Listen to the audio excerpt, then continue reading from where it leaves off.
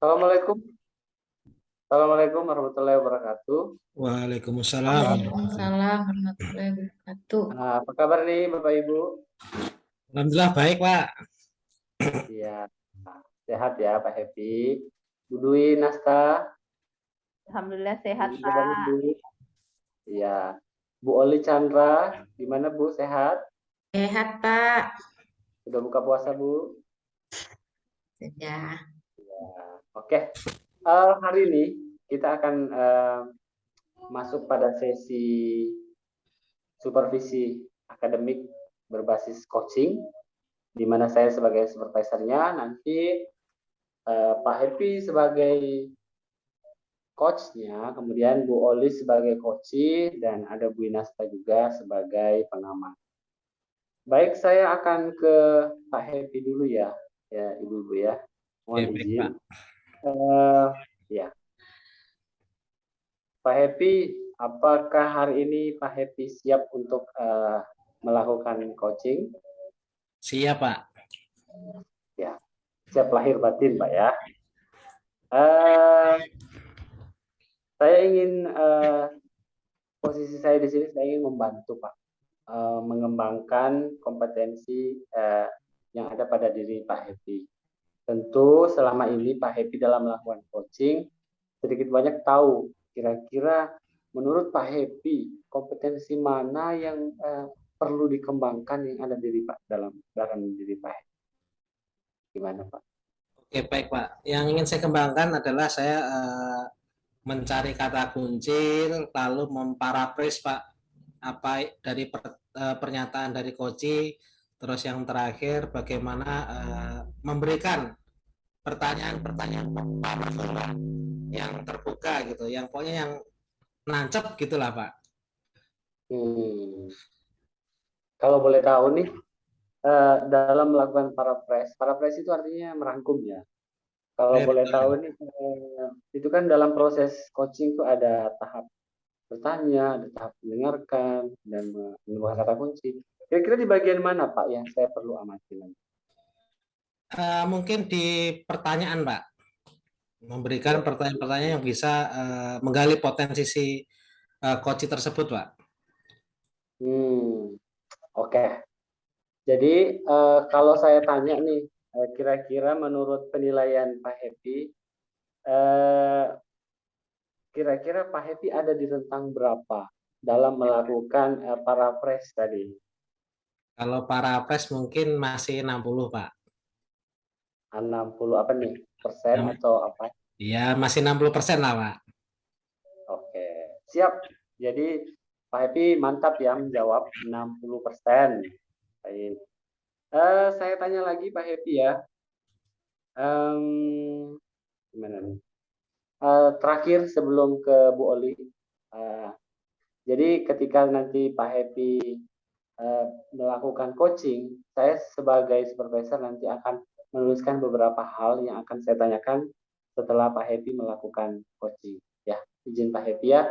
Nanti kita akan diskusi lagi setelah melakukan coaching bersama Bu Oli. Ya, saya persilakan kepada Pak Happy dan Bu Oli. Silakan. Oke, baik. Terima kasih, Pak Opi. Assalamualaikum warahmatullahi wabarakatuh. Selamat malam, Bu Oli. Waalaikumsalam, Pak Happy. Bagaimana perasaannya malam ini, Bu? Sehat? Alhamdulillah sehat. Alhamdulillah baik, Bu. Selama 15 menit ke depan kita akan berbincang-bincang, Bu. Kira-kira topik yang menarik apa, Bu, menurut Ibu?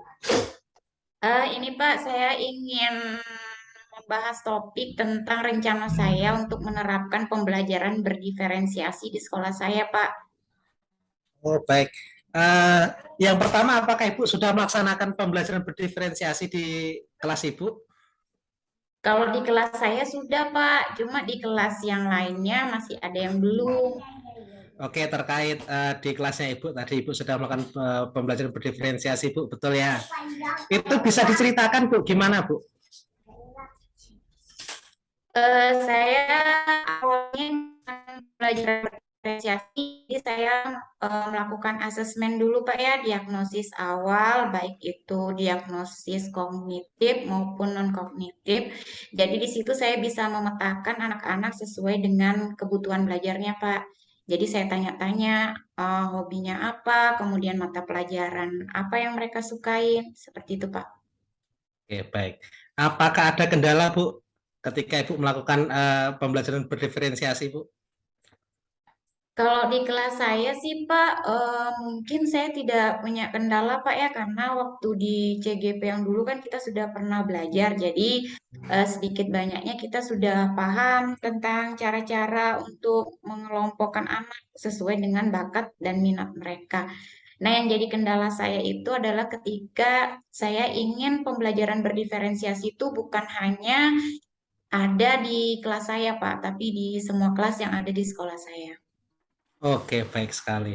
Jadi Bu sudah ini Bu yang melakukan diferensiasi, kendalanya ya semua kelas tuh belum melakukan Bu. Mungkin di kelas Ibu saja, seperti itu Bu ya. Iya Baik Pak. Bu. Eh, Menurut Ibu bagaimana sih Bu caranya supaya di semua kelas di sekolah Ibu itu bisa melakukan pembelajaran berdiferensiasi, gimana Bu caranya Bu? Bisa diceritakan Bu? Sebenarnya saya sudah melakukan pengimbasan Pak ya, pengimbasan program guru penggerak di sekolah saya.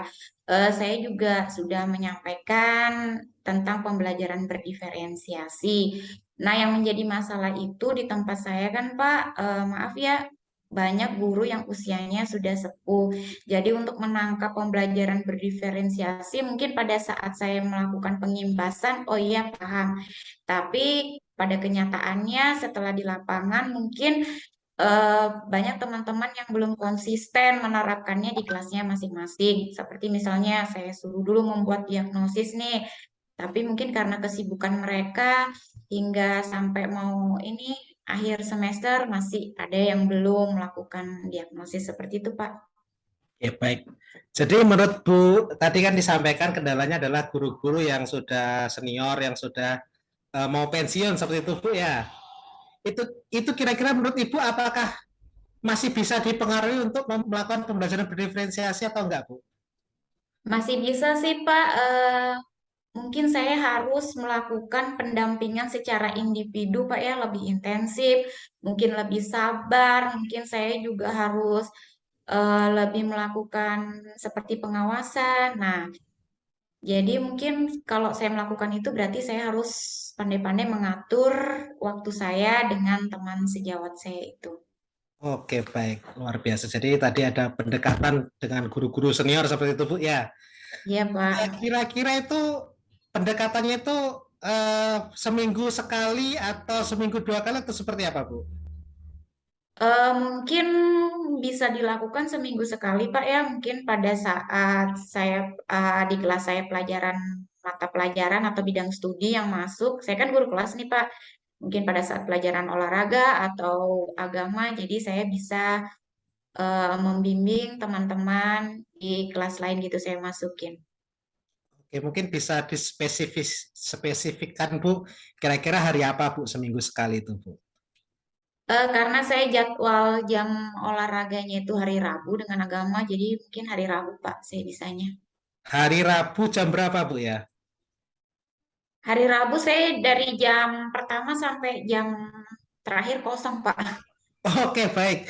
Jadi nanti intinya adalah rencana Ibu adalah setiap seminggu sekali, tiap hari Rabu pagi sampai pulang, Ibu akan melakukan pendekatan dengan guru-guru senior untuk mempengaruhi agar melaksanakan pembelajaran berdiferensiasi seperti itu, Bu ya. Iya, Pak. Wah, Benar. luar biasa nih. Semoga ini bisa dilaksanakan dengan baik, Bu ya. Amin.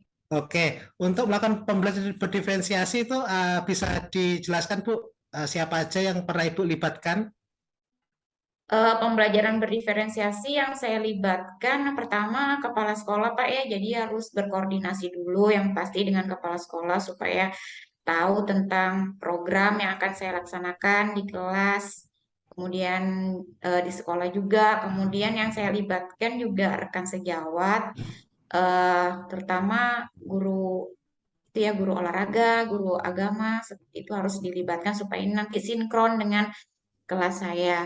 Kemudian murid juga Pak. Jadi mereka jadi tahu oh, pembelajaran berdiferensiasi bukan berarti membeda-bedakan mereka, tapi mengelompokkan mereka sesuai dengan kebutuhan belajar mereka. Seperti itu Pak. Oke, siap. Ketika Ibu tadi kan melakukan koordinasi dengan kepala sekolah, tanggapan kepala sekolah seperti apa, Bu? Alhamdulillah selama ini kepala sekolah sangat mendukung Pak program-program yang saya laksanakan di sekolah asal itu memang membawa perubahan yang positif buat sekolah saya.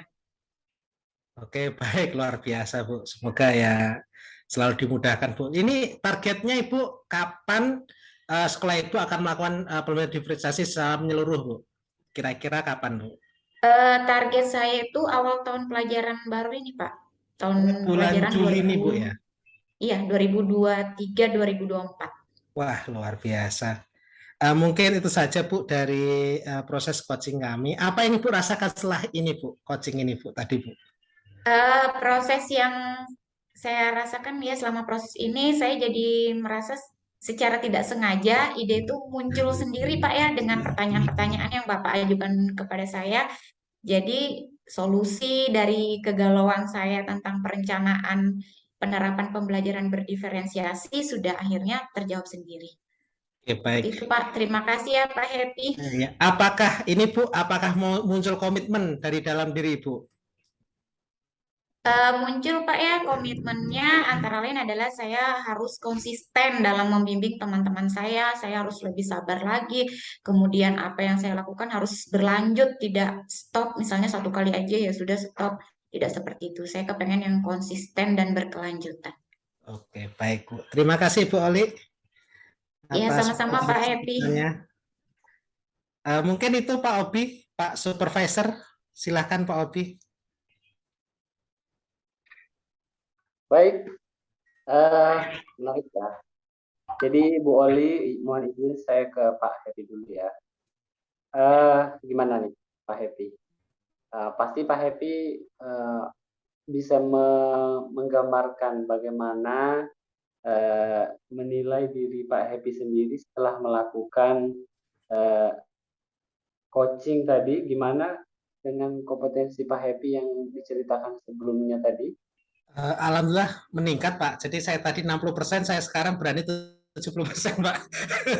Karena saya tadi bisa membuat coaching yaitu Bu Oli tadi bisa membuat komitmen, Pak. Komitmennya yaitu adalah melakukan pendekatan dengan guru-guru senior setiap pekan sekali, Pak, di hari Rabu dari awal masuk sekolah sampai pulang sekolah, Pak. Dan itu adalah komitmennya beliau, Pak.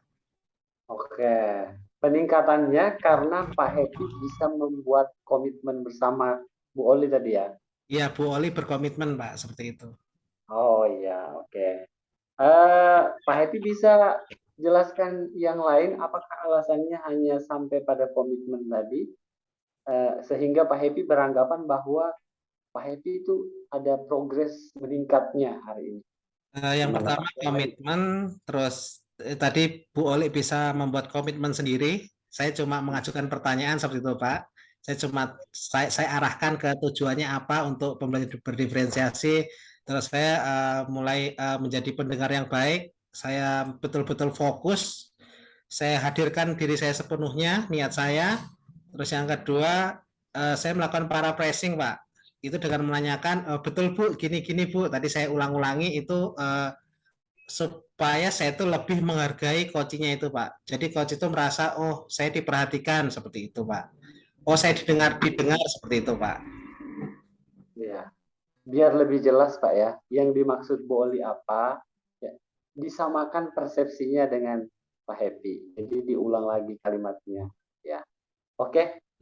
Baik, boleh Pak saya sampaikan hasil penilaian saya terkait. Silakan Pak. Ya, jika di awal tadi Pak Happy mengatakan bahwa Pak Happy itu kesulitan dalam melakukan paraphrase, sepertinya hal itu tidak terlihat tadi Pak. Terlihatnya lancar-lancar saja, santai-santai saja. Boleh senyum-senyum saja. Jadi tidak gini ya. Terkadang kita menilai diri kita itu adalah dari reaksi orang yang sedang kita ajak bicara, gitu. Jadi ketika Bu Oli itu langsung bisa menjawab, saya pikir ketika Pak Happy juga langsung memparafrasekan, kemudian dia langsung mengangguk, iya, berarti artinya dia sepakat, dia setuju dengan apa yang Pak Happy sampaikan. Jadi di situ tidak terlihat Pak Happy mengalami kesulitan sama sekali. Nah, cuman mungkin ada pada intonasi ya Pak ya, karena kan Bu Olin kan seorang perempuan, ya. Pak Happy tadi terlihat begitu bersemangatnya gitu sampai saya takut Bu Oli itu merasa terintimidasi dengan ini apa gaya ya, terkait gaya ya, gestur gitu. Tapi sebenarnya tidak masalah karena itu terkait personality kan Pak. Tapi kalau dilihat dari penilaian saya tadi, ya itu tadi, Bapak lumayan, malah cenderung tidak terlihat sama sekali bahwa Pak Happy itu kurang di bagian itu. Menurut saya itu bukan kurang Pak, tapi hanya Pak Happy mungkin belum menyadari bahwa Pak Happy punya potensi itu di dalam diri Pak Happy. Ya, kemudian saya ingin dengar tanggapan Pak Happy. Apakah Pak Happy itu sependapat dengan saya atau ada tanggapan lain terkait apa tadi yang saya sampaikan? Silakan Pak. Oke, baik, terima kasih Pak Obi. Jadi saya ya jadi mikir Pak, tadi itu kenapa betul Pak, kita itu coach itu mudah ketika coach itu enak diajak diskusi, terus coach itu memang sudah ada rencana seperti itu Pak. Jadi mudah untuk coach itu untuk mengembangkannya Pak. Jadi coach kan hanya mengejar-ngejar sampai oh apa sih yang mau dikembangkan seperti itu di sekolah itu. Jadi enak seperti itu Pak. Beda lagi kalau coachingnya itu tidak punya bayangan, tidak punya rencana, itu repot Pak. Dan tidak punya pengalaman apalagi itu Pak. Jadi nggak ada bayangan, jadinya ya cuma stuck di situ saja. Mungkin itu Pak. Jadi coach itu memang juga sangat menentukan bagi proses coaching itu sendiri Pak. Oke, baik. Berarti Pak Happy sependapat atau enggak nih dengan pernyataan saya tadi yang mengatakan bahwa Pak Happy itu nggak terlihat kurang sama sekali dalam melakukan perangkuman atau parafrase tadi. Gimana Pak? Pak Happy menanggapi? Harus terus belajar Pak, tidak boleh berpuas diri Pak. Gitu Pak. Betul, betul. Baik Pak Happy, kita sudah sampai di akhir ini diskusi, di akhir perbincangan kita hari ini. Saya melihat sesuatu yang saya melihat potensi yang besar dalam diri Pak Happy yang jika dilatih terus-menerus itu akan luar biasa bisa berdampak pada CGP-CGP Pak Happy yang berikutnya. Ya, tetap semangat Pak Happy. Kita sama-sama belajar, kita sama-sama saling mengisi kekurangan. Mungkin di lain kesempatan kita akan membahas ini lagi, tapi dengan peningkatan dan kompetensi yang sudah di atas rata-rata. Amin. Oke, terima kasih kepada Bu Oli juga sebagai coach yang luar biasa hari ini. Demikian diskusi kita hari ini. Saya tutup dengan ucapan wassalamualaikum warahmatullahi wabarakatuh. Waalaikumsalam warahmatullahi wabarakatuh.